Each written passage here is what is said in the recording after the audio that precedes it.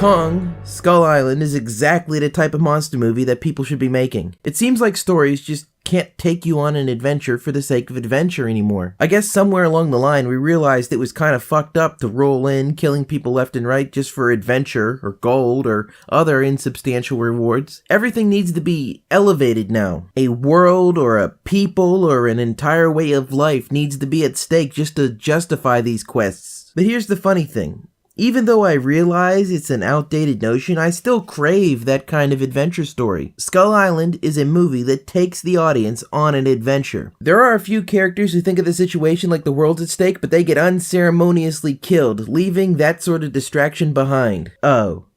Spoilers, I guess. By the by, I hope getting big name stars just to kill them off becomes the Stan Lee cameo of the Monsterverse. Kinda puts into perspective who the real stars of these movies are. On that note, let's talk about the movie's only real misstep. Samuel L. Jackson's character's mad revenge plot against Kong was a good device to keep everybody separated, and thereby continuing to have constant monster action. But I wasn't satisfied with how it ended. So they managed to briefly knock out Kong, and then they quickly place bombs all over him before the good guys come in and stop him. That's all well and good, but seeing as he died anyway, I wish that he would have gone ahead and pushed the button. You know, have the bombs go off and not affect Kong in any serious way. Really highlight how foolish it is to try to take vengeance on one of these godlike creatures. Not only would it have fit better with the themes of the movie, but there's also the issue of this guy having to fight Godzilla in a couple of years. Godzilla. You know, the guy who can take a nuke to the face? Not gonna be much of a fight if Kong can be taken out with a handful of Vietnam-era explosives. I like the advancement of special effects on display in this flick. Back in the day, the logistics of lighting these enormous, miniature sets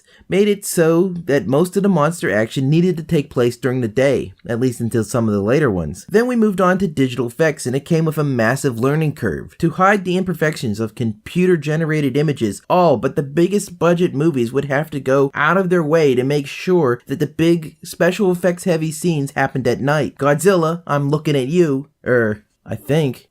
Oh, there he is. We like to think that we can create any image we can imagine on the silver screen nowadays, but the truth is we really are still bound to manipulating stories we are telling to suit the technology we are using to make them. But Skull Island stands apart. Nearly all the major encounters take place during the day. It really stood out to me when there was a line about not wanting to be on the island at night, but then night comes and passes without incident. I know they were helped by the fact that Skull Island is nothing but a bunch of nondescript countryside, but I appreciate the effort on display here nonetheless. The movie really felt like one of the ones Toho would make back in the day. Here's hoping one of the future movies in this thing will go out of their way to have a showdown in a major city in broad daylight. Oh, hey, on the subject of classic monster movies that we all grew up with, if you were an idiot, you might say that Warner Brothers is doing a good job with the whole Marvel Cinematic Universe thing. The fact is, they are doing a great job with the Showa-era Toho monster movie thing. 32 movies and a TV show all sharing one continuity. Sounds kind of familiar, right? Marvel did improve the formula by thinking things through ahead of time